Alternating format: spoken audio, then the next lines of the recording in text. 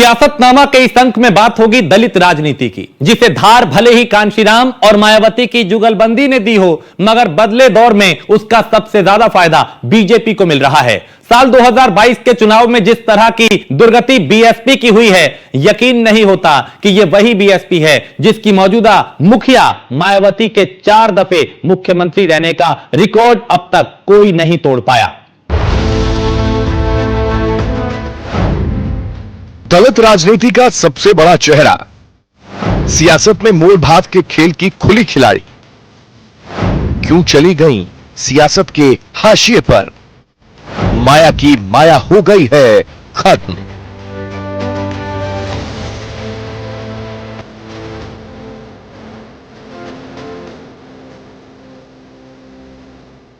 UP में 2022 के विधानसभा चुनाव के वोटों की गिनती जारी थी। पूरे प्रदेश या यूं कहें पूरे देश की निगाहें टीवी स्क्रीन पर थीं। वोटों की गिनती जैसे जैसे आगे बढ़ती जा रही है, बहुजन समाज पार्टी के खेमे में सन्नाटा बढ़ता चला जा रहा था। दिन के 12 बजे तक बीएसपी पूरे प्रदेश में कहीं नहीं दिख रही थी। सीधी लड़ाई बीजेपी और समाजवादी पार्टी के बीच थी। दोपहर बाद तस्वीर साफ हो गई। नतीजा क्या रहने वाला था? बीजेपी को पूर्ण बहुमत और समाजवादी पार्टी 100 के पार थी। लिस्ट में बीएसपी का आता पता ही नहीं था। शाम होते होते बलिया की एक सीट पर बीएसपी का उम्मीदवार जीत पाया। बीएसपी के लिए फाइनल रिजल्ट कुल यूं था। बीएसपी ने सभी 403 सीटों पर उम्मीदवार उतारे थे। इनमें से 290 सीटों पर बीएसपी की जमानत जब्त हो गई। वोट प्रतिशत तेजी से घटकर सिर्फ 12% पर रह गया। सीट की संख्या रही महज 1। बीएसपी की स्थापना के बाद से यह सबसे करारी हार है। जाहिर है इसकी वजह मायावती ने तलाशी होगी। तभी तो चुनाव के बाद बड़े स्तर पर पार्टी में फेरबदल किया गया। जोनल कोऑर्डिनेटर भंग किए गए, नए लोगों को जिम्मेदारी सौंपी गई, नए तरीके से संगठन का निर्माण किया गया। मगर इतनी कवायद के बावजूद सवाल ये कि क्या वाकई अब यहां से बीएसपी या मायावती पार्टी को भविष्य में कभी 2007 वाले मुकाम तक पहुंचा पाएंगी? राजनीति को करीब से देखने वालों की माने तो फिलहाल 1 दशक तक तो ये मुमकिन नहीं। हाँ, कोई चमत्कार हो जाए तो कुछ कहा नहीं जा सकता है। उस समय में 2 ही पार्टियों का रास्ता, Bahujan Samaj party, Samajwadi party. Samajwadi party से लोग कहीं ना कहीं क्षुब्ध थे और उसका दूसरा जो विकल्प था वो बहुजन समाज पार्टी के रूप में इनको दिख रहा था। अगर हम चर्चा करें, भारतीय जनता पार्टी निष्क्रिय हो चुकी पार्टी उस समय थी। जहां तक जो विचारों की बात है, हम कहते हैं पार्टी में बदलाव की बात है, तो कहीं भी देखिए ऐसा होता है कि कोई भी पार्टी अगर चलानी है तो उसमें एक तरह से संगठन का होना जरूरी होता है, एक आपके कार्यकर्ताओं का होना जरूरी होता है, एक लीडरशिप का होना जरूरी होता है, उसके उद्देश्यों का होना जरूरी होता है और आइडियोलॉजी का होना जरूरी होता है। बीएसपी के राजनीतिक अफसान का असर इस बार उनके जन्मदिन पर भी देखने को मिला, जब 15 जनवरी को कोई तामझाम नजर नहीं आया। खैर, सवाल उठता है कि आखिर ऐसा क्या हो गया कि 2007 में अपने अकेले दम पर बहुमत की सरकार बनाने वाली मायावती महज 15 साल में अपने राजनीतिक जीवन के सबसे बुरे दौर में पहुंच गईं। तो समझने के लिए मायावती के राजनीतिक तौर तरीकों को समझना होगा, जिन्होंने एक वक्त में उन्हें सत्ता के शिखर तक पहुंचाया, तो उसी तरीके ने उन्हें राजनीति के रसातल में भी ढकेल दिया है। अब जिस प्रकार से हम वर्तमान की बात करें तो बहुजन समाजवादी पार्टी के अंदर भी बहुत ज्यादा कुछ बचा नहीं है और बहन कुमारी मायावती जी जो स्वयं ही जो है उन्होंने अपने भतीजे को अब आगे कर दिया है राजनीति में और कहीं ना कहीं वो पीछे हट गई हैं। तो जो कैडर बहुत मजबूत हुआ करता था वो कैडर आज की डेट में बहुत कमजोर है। उसका कारण ये है कि या तो कई नेता मंत्री विधायक जिनके ऊपर बहुत पैसे का भ्रष्टाचार का आरोप लगा था वो कहीं ना कहीं जो है पार्टी के अंदर निकाल दिए गए या पार्टी छोड़ करके समाजवादी पार्टी या अन्य पार्टियों में चले गए। दूसरा उनका जो वोट बैंक था, जो दलित वोट बैंक आज की डेट में जो है वो प्रधानमंत्री नरेंद्र मोदी जब से सत्ता में आए तब से वो कहीं ना कहीं जो है इस विशेष वर्ग के लिए उन्होंने बहुत ही लाभ करने वाला काम किया और जिसका लाभ मिलने पर वो जो वर्ग है वो कहीं ना कहीं आज की डेट में भारतीय जनता पार्टी में बड़े पैमाने पर जो है वोट देता है। जानकारों की माने तो जिस जमीनी सियासत से मायावती ने शुरुआत की थी वो मायावती की ऐसी पूंजी थी जिसे वो संभाल नहीं पाई। 4 बार उत्तर प्रदेश का ताज हासिल करने के बाद मायावती ने जो हनक वाली सियासत का अंदाजा दिखाया वो पहले उनकी खूबी बनी, लेकिन बाद के वक्त में यही उनकी कमजोरी बन गई। सवाल उठता है कि जिस खूबी से इंसान शिखर पर पहुंचता है, आखिर वही खूबी उसकी कमजोरी कैसे बन सकती है?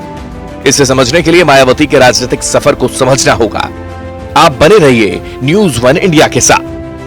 संघर्षों की आंच में तप के बड़ी हुई मायावती 6 भाइयों और 3 बहनों के परिवार में बचपन से ही भेदभाव का सामना करना पड़ा। लड़की होने की वजह से खुद के परिवार में ही उपेक्षा मिली, जिससे मायावती वक्त के साथ और ज्यादा मजबूत होकर उभरी।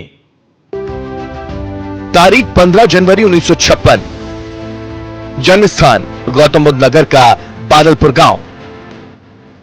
पिता का नाम प्रभुदास, बचपन का नाम चंद्रावती, पूरा नाम मायावती नैना कुमारी। यह मायावती का संक्षिप्त परिचय है। पिता प्रभुदास गौतम बुद्ध नगर में सरकारी कर्मचारी थे। पिता ने बचपन से ही सभी 6 भाइयों को पब्लिक स्कूलों में, जबकि सभी 3 बहनों को सरकारी स्कूलों में डाला। परिवार से ही भेदभाव के एहसास की पहली नींव पड़ गई। वक्त बीतता रहा, मायावती ने गाजियाबाद के एक कॉलेज से बीएड और दिल्ली यूनिवर्सिटी से एलएलबी की डिग्री हासिल की। मायावती की जिंदगी बदली साल 1977 में, जब काशीराम ने BS4 मूवमेंट चला रखा था। मायावती की मुलाकात काशीराम से हुई और मायावती उनके मूवमेंट में शामिल हो गई। पुराने नेता बताते हैं कि उन दिनों मायावती गांव-गांव साइकिल से घूम-घूम कर मूवमेंट के प्रचार में जुट गईं। खुद दलित और पिछड़े परिवार से आने वाली मायावती ने इन्हीं वर्गों को ध्यान में रखकर राजनीतिक मूवमेंट शुरू किया। इस दौरान मायावती ने एक स्कूल में बतौर शिक्षक भी काम किया, लेकिन उनके लिए एक अलग तरह का जीवन उनका इंतजार कर रहा था। 1984 में बहुजन समाज पार्टी की स्थापना हुई, जिसमें मायावती काशीराम की कोर टीम का हिस्सा बनी और महज 5 साल के बाद 1989 के चुनाव में बिजनौर से सांसद चुन ली गईं। मायावती ने बड़ी तेजी से सियासी सफर का आगाज किया और सांसद बनने के महज 6 साल के अंदर वो उत्तर प्रदेश की मुख्यमंत्री बन गईं। इस वक्त उन्होंने 2 रिकॉर्ड बनाए, एक तो प्रदेश की सबसे युवा सीएम का और दूसरा देश की पहली महिला दलित मुख्यमंत्री का। इसके बाद 6 महीने के लिए सरकार में आई, फिर 3 महीनों के लिए 2003 में पुनः यूपी की गद्दी संभाली। 2007 से 5 साल के लिए उत्तर प्रदेश की कमान हाथ लिए रहीं। यानी नंबर गेम के हिसाब से 4 बार सूबे की सत्ता संभालने का रिकॉर्ड बनाया। लेकिन मायावती की राजनीति का टर्निंग पॉइंट रहा साल 2007 का चुनाव, जब उन्होंने सोशल इंजीनियरिंग के हथियार से सभी विरोधी पार्टियों को चारों खाने चित कर दिया। मायावती ने 2007 के चुनाव के लिए अलग अलग जाति के नेताओं का चेहरा आगे किया। पिछड़ों को साधने के लिए मायावती का ट्रम्प कार्ड बने स्वामी प्रसाद मौर्य, ब्राह्मणों को साधने के लिए सतीश चंद्र मिश्र और ब्रजेश पाठक को आगे किया। मुस्लिम समाज के लिए नसरुद्दीन सिद्दीकी ने मोर्चा संभाल लिया। अलग अलग जातियों के सम्मेलन किए गए और वोट बैंक को साधने की कोशिश की गई। स्वर्गीय काशीराम के मरने के बाद पहली बार ऐसा हुआ था कि बहुजन समाज पार्टी बिना काशीराम के नेतृत्व के चुनाव लड़ी थी। काशीराम के प्रति लोगों में सहानुभूति थी, लोगों में उनके प्रति सम्मान था। इसलिए 2007 में मैं समझता हूं बहुजन समाज पार्टी को स्वर्गीय काशीराम के प्रयासों से या काशीराम के नाम पर उनको वोट मिला है। और तब से आपने देखा होगा स्वर्गीय काशीराम के मृत्यु के बाद 2007 के बाद किसी भी चुनाव में बसपा अपना सफल प्रदर्शन नहीं कर पाई है। मायावती की रणनीति कारगर रही। सोशल इंजीनियरिंग के इस फॉर्मूले ने मायावती को वो कामयाबी दी जो बीएसपी के सियासी इतिहास में कभी नहीं मिली थी। जमकर वोट पर से और पहली बार मायावती ने अपने दम पर पूर्ण बहुमत की सरकार भी बनाई। अगर उदाहरण के तौर पे देखें तो यहाँ पे पहले कांग्रेस का राज चलता था, उसके बाद समाजवादी बीजेपी भी रही कुछ समय के लिए, समाजवादी पार्टी और मायावती की बहुजन समाज पार्टी। इन लोगों ने बहुजन समाज पार्टी दलित और अत्यंत पिछड़े को लेके चली और मुस्लिम को लेके। समाजवादी पार्टी का MY फैक्टर था मुस्लिम यादव। फिर उसके बाद देखा कि इसमें उन्हें सफलता नहीं मिल रही है। बीजेपी ने क्या किया, 2014 से पहले चुनाव में आने से पहले उन्होंने अपने सवर्ण वोटों को तो साधा ही साधा, साथ ही साथ OBC, उसके साथ अति पिछड़े और दलित वोट को साधने की भी कोशिश की। उनके नेताओं को, अपने जो भी पार्टी में ऐसे नेता थे उनको आगे बढ़ाया। मायावती ने जो प्रयोग किया वो कारगर तो रहा, मगर सरकार चलाने के दौरान पुरानी कार्यकाल से मायावती इस कार्यकाल में ज्यादा सख्त नजर आई, चाहे वो प्रशासनिक तौर पर रहा हो या फिर राजनीतिक तौर पर। नतीजा यह हुआ कि पार्टी के भीतर ही विद्रोह बढ़ने लगा। बीएसपी का मूल कैडर मायावती के सोशल इंजीनियरिंग के फॉर्मूले के खिलाफ चला गया था, लेकिन मायावती के फैसले के खिलाफ जाने की हिम्मत किसी में नहीं थी। मूल कैडर से कुछ लोगों ने समय समय पर इस्तीफे दिए, तो कई नेताओं को मायावती ने ही पार्टी से निकाल दिया।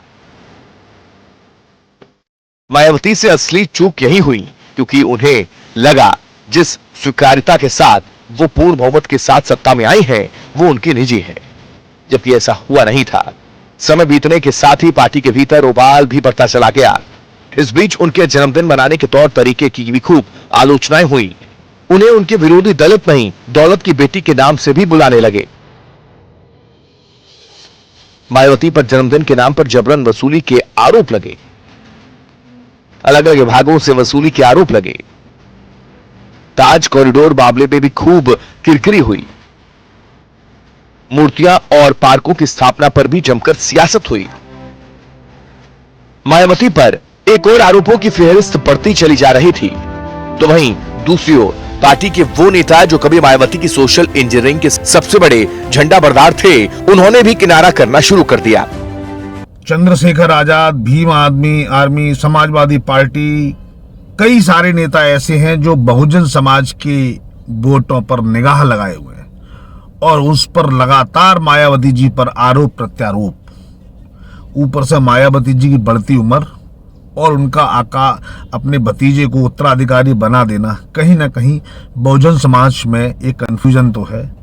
जिस तरीके से भाजपा के खिलाफ उनका एग्रेशन कम हुआ है और विपक्षी नेताओं के खिलाफ भी उनका एग्रेशन है, ऐसे में लगता है कहीं ना कहीं मायावती जी अब बहुजन समाज के लिए उतना एग्रेसिव नहीं है। जिस तरीके से महिलाओं पर, दलित महिलाओं पर जो अत्याचार की खबरें आई हैं, ऐसे में उनका सेलेक्टिव हो जाना, बंगाल पर आक्रमण करना, मणिपुर पर ना करना, कहीं ना कहीं मायावती जी के बदलते सोच को दिखलाता है। यानी मायावती के पतन की शुरुआत उसी फॉर्मूले से हुई जिसने उन्हें सत्ता के शिखर पर पहुंचाया, यानी सोशल इंजीनियरिंग। मायावती के फॉर्मूले को बीजेपी ने लपक लिया, जिसका असर 2012 में नहीं 2017 में दिखा, जब बीजेपी ने मायावती के ही फॉर्मूले से यूपी में अरसे बाद अपनी पूर्ण बहुमत की सरकार बना ली। सामाजिक स्तर पर जो एक रूढ़िवादी सोच है कि एक पर्टिकुलर कास्ट का व्यक्ति एक पर्टिकुलर कास्ट के व्यक्ति को देगा, उसमें भी किस तरीके की दो फाड़ हो चुकी है। जैसे पसमंदा मुसलमानों को अगर भाजपा को अपनी तरफ लाना है तो उसका जो रास्ता है वो अलग है। ट्रिपल तलाक हटाकर